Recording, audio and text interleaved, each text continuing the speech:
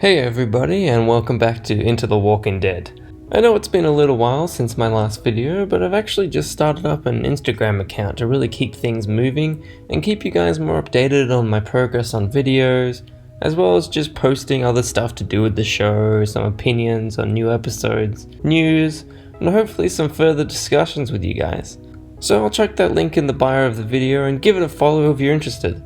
But seeing as though Season 10 is premiering pretty soon, I thought it'd be worthwhile to look back on the previous premieres of the show, all the way from Season 1 to Season 9, and see how they hold up and compare to one another. So let's begin at the beginning. Season 1, Episode 1, Days Gone By, which aired on Halloween night, October 31st, 2010. And words that come to mind when thinking of this episode would be iconic, classic, perfect. I think it's safe to say that Days Gone By was the best possible introduction to the show we could have gotten. Frank Darabont deserves all the praise coming to him for crafting this episode. The episode immediately makes it abundantly clear Darabont is a master behind the camera and on the page. Well, if you ignore his other classic films, of course. The scope and scale of this episode is outstanding, producing some truly unforgettable imagery. The choice to shoot on film also gives the show a classic horror film Romero-style feel, not to mention the introduction to the walkers being executed with such class. This is a very quiet episode. There's no overbearing music or obnoxious in-your-face moments. The first walker we see is just a little girl turning around in almost complete silence, allowing us to take in this disturbing sight just as Rick does. There is a certain aura and eeriness around them in how they are slowly built up and how the distorted noises can be heard in the soundtrack.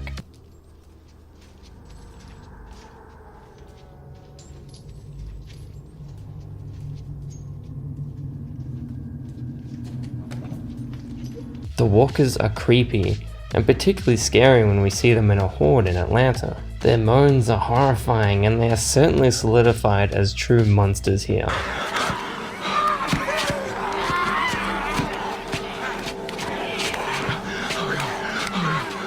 The music, camera work, visual effects are all top-notch along with it, and overall it's just a grade A adaptation of the graphic novels. Even the small additions make such an impactful difference, like Rick being shot twice instead of once, and even when Rick is in the dark staircase at the hospital, lighting a single match. You'd think something was gonna jump out right then and there, but no, it restrains itself. It doesn't always go for the obvious and instead places building atmosphere and tension above all that. But what truly takes all this to another level is these characters and actors and the writing behind them. I'm aware that Thomas Jane was originally eyed to play Rick, which makes sense, he certainly looks the part. But I personally think we're so lucky they chose Andrew Lincoln, who along with everyone else is just pitch perfect casting. Lincoln gives Rick such a particular balance between strength, emotion, vulnerability, and likability that we're with Rick Grimes from scene 1. His friendships, reactions, and actions all feel real, and his pairing with Lenny James as Morgan Jones is really quite smart, as they're both fathers wanting to protect their families. I also love the moment where Morgan still takes the time to correct Dwayne on his grammar. He's still being a father after all this. Man? We're no man. What the hell was that out your mouth just now? It wasn't a man. It's those little things that show quite a lot. A lot of people seem to forget these days just how strong of a character Morgan was, and Lenny James is outstanding in this role. He gives such a weight to his character when talking about his deceased wife, Jenny. His performance is so powerful, it makes me feel as though I've known Jenny before she died, but we only ever see her as a walker. My wife. Same thing. There I am packing survival gear. She's grabbing photo out.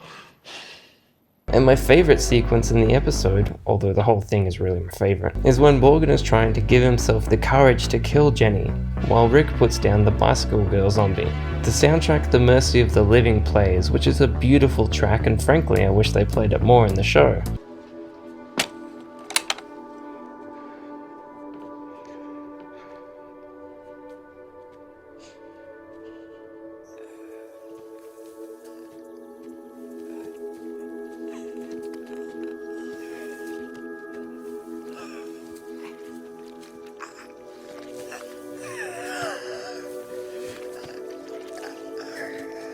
And this sequence sets up my favorite and the most prevalent theme of The Walking Dead, this mixture of both dark and light, that while there is so much darkness and tragedy, there's still a goodness left in the world and a truly heartfelt struggle for these characters to let go of their human selves. It's a sequence that gets me emotional every time I watch it. And just like the rest of the episode, it's all done perfectly. I couldn't have asked for a better beginning here. The episode flies by. In fact, it could have been a movie if it wanted to, as it always has me gripped emotionally from moment one right to the final scene with Wang Chung's space junk playing. I still remember when I first saw this episode. I had never seen anything like it, and it's no wonder the show became so popular when this is its first episode. Still one of the best episodes of the entire series. I'm giving Days Gone By a 10 out of 10. Season 2's premiere, What Lies Ahead, aired on the 16th of October 2011, and certainly came at a troubled time for The Walking Dead. Infamously, there was a lot of bickering going on between Frank Darabont and AMC at the time, and Darabont's time on the show was limited, but even so, I still think Darabont managed to pull off a really enjoyable Season 2 premiere. Season 2 cops a lot of flack, but personally I love it. What props up this season the most for me is its core group and how they develop. And all of that greater development is set up here in the suitably titled What Lies Ahead. The disappearance of Sofia is a great inciting moment for the beginning of Rick's path to becoming a much harder and darker man. Lincoln portrays Rick's inner struggle outstandingly, and you can just see his regret for not being able to get Sofia back. And there's that rather poetic turn of events where Rick asks for a sign and a god that he doesn't believe in, and soon after, Carl is shot right before his eyes. Again, it's that classic Walking Dead balance of a moment of lightness taken away in an instant by the brutality of the world. That happens a lot in the show.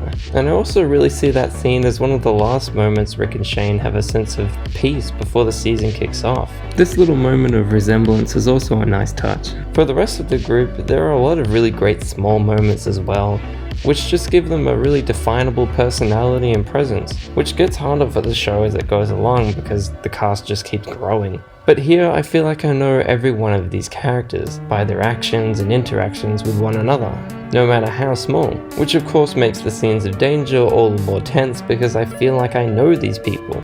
Well, he has all of you to look after him. I'd say he's in good hands.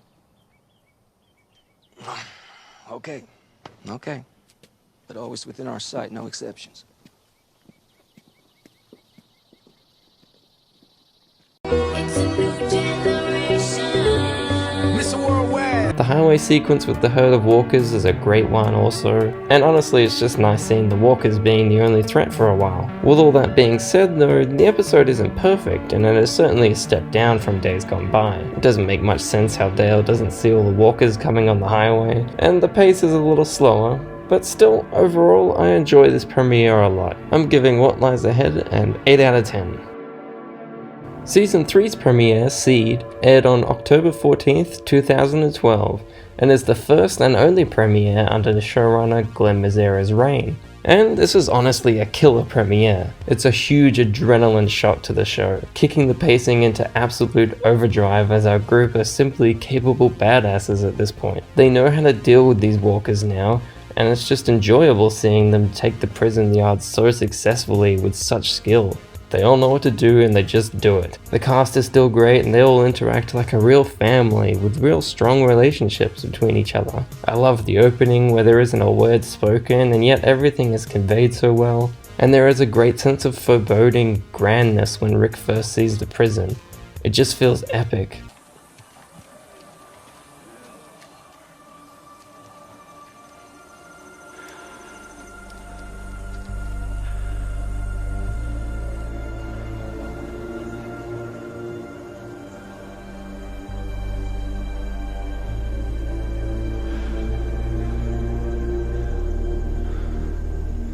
And the prison itself is really quite scary. Its dark hallways and concrete structure really reflect the dark things that unfold later in the season. You can definitely see why they call them the tombs. The incorporation of Laurie's regret over how she acted last season is also a nice touch, which creates a real consistency with her character, and for me retracts a lot of complaints about her being annoying in season 2, because, well, she knows that and regrets that, and it's incorporated into part of her development. Overall, Seed is an excellent premiere, and I'm giving it a 9 out of 10. The Season 4 premiere, 30 Days Without an Accident, first aired on the 13th of October 2013, and is the first premiere under showrunner Scott Gimple. This is a solid opener to the season, which really sets up a lot of the thematic conflicts and relationships of the season in a strong and concise manner. The visuals also have a nice change up, looking even a little more artsy and slick this time around. The set piece of the walkers falling through the big spot roof is also pretty neat, and a clever way of getting the walkers into conflict quickly. There's also plenty of heartfelt and entertaining interactions between characters, one being Zach's guessing game for Daryl, which pretty quickly makes Zach a likable character. Big swinger. Homicide cop. So funny. Nothing. It makes perfect sense. Actually, the man's right. Undercover. Come on, really? Yep. I mean, I don't like to talk about it because it's a lot of heavy shit, you know? Dude, come on, really? Okay.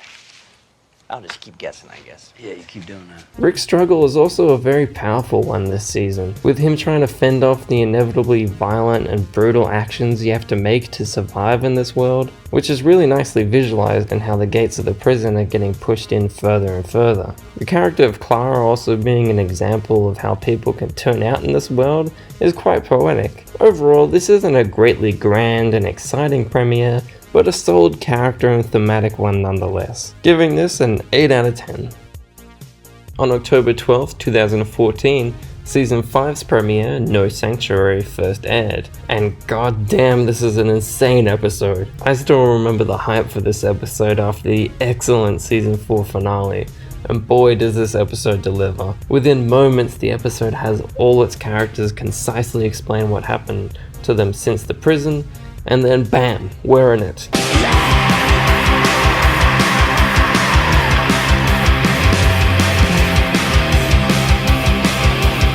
I'm sorry, I couldn't help it. Rick is just so badass this season. People are getting sawed up, throats slit, Rick being an absolute beast. Don't let him turn. Cross any of these people, you kill them. Don't hesitate. They won't. Cal wreaking havoc, and zombies on fire eating cannibals. To call this a satisfying episode is a severe understatement. I don't know who doesn't love this episode. It's perfectly executed, acted, directed, and also this moment. And of course, in classic Walking Dead fashion, after all this madness, we get a truly heartfelt and light moment with Rick and Carl reuniting with Judith, which chokes me up more every time I watch it. No Sanctuary is a killer premiere and certainly deserves its title of being the most watched episode of the show, with an estimated viewership of over 22 million people in 1 week. I'm giving No Sanctuary a 10 out of 10. Season 6's premiere, First Time Again, first aired on October 11th, 2015, and is another outstanding premiere. Within seconds of its opening, it's exciting and thrilling and just feels epic. Season 6 really captured a sense of scale that I don't think we'd seen since Season 1. It feels massive in every way. The stakes, threat, cast, and the soundtrack paired with it is just as fucking awesome.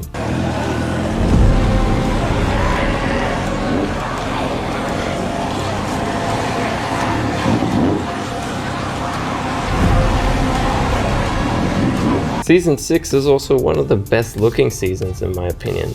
I can't quite pinpoint what it is, but something about its color and camera work just really works for me and really appeals to me. But yet, even with such a grandness and epic nature about the episode, there's still plenty of down-to-earth moments for the characters, and particularly the interactions with Morgan and Rick are really strong. From the callback to Days Gone By. Look, I ask and you answer. It's common courtesy, right? I ask, you answer. It's common courtesy, right? All the way to them both digging Pete's grave together, It's an emotionally rich episode and certainly a fantastic start to the season. I'm giving First Time Again a 9 out of 10. The Season 7 premiere, The Day Will Come When You Won't Be, first aired on October 23rd, 2016, and is easily the most heart-wrenching and brutal premiere to date. While the Season 6 finale cliffhanger was undoubtedly a mistake, the Season 7 premiere still manages to do everything right in my opinion. Some people complain that the episode makes us wait even longer to see who Negan kills, but honestly, if they were to start the episode straight away with the deaths of Abraham and Glenn, there wouldn't have been nearly as much tension or emotional payoff. It probably would have been more jarring than anything else. Gimple understood this, and the episode gives itself a nice 15 minutes or so to build up the tension and suspense, and then when we finally reach the deaths, it's tragic. The episode doesn't hold back, nor should it, as the entire episode is built around essentially breaking Rick, and it does that by also breaking the audience's own spirit, as two of the most likable characters are beaten to a pulp, while Rick is resorted to a man on his knees crying and begging.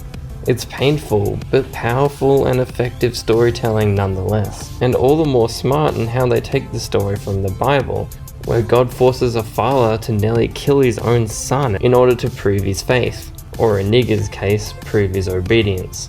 Everyone's reactions are heartbreakingly real, and the final moment of the walker eating Glenn's remains is a really impactful way of showing the monstrosity of humans and how the walkers are merely picking up the remains of our own violence. The title of the episode being a callback to Dr. Jenner's line from season 1 is also a really nice touch and only adds to how devastating and important of an episode this is. There's your chance, take it. Grateful. The day will come when you won't be.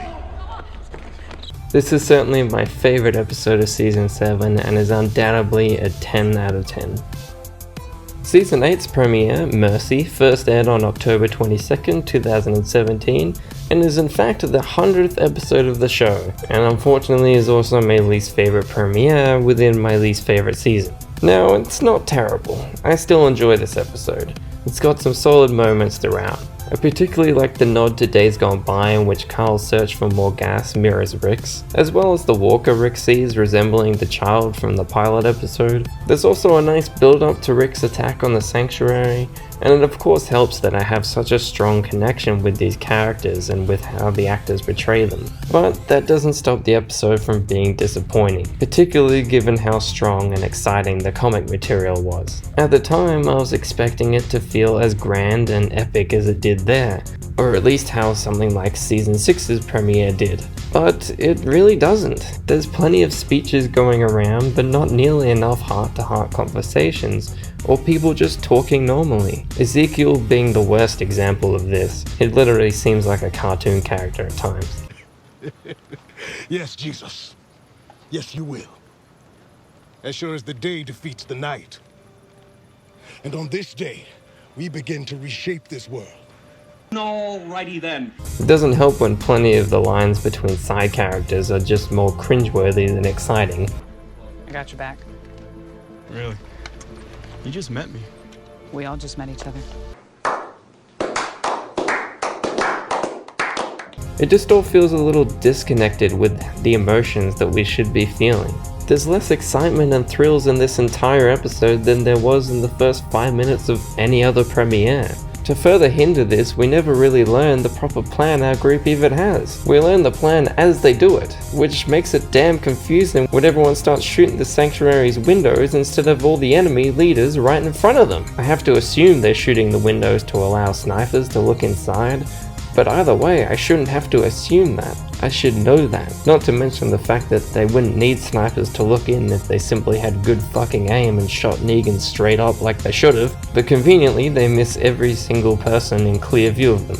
And of course, Gimple tries to really throw in this overbearing moral conflict about who this war is about. Rick is trying to kill the one man keeping their enemies together, yet Gabriel stops him because it's not about you. We have to leave now. It's not about you, right?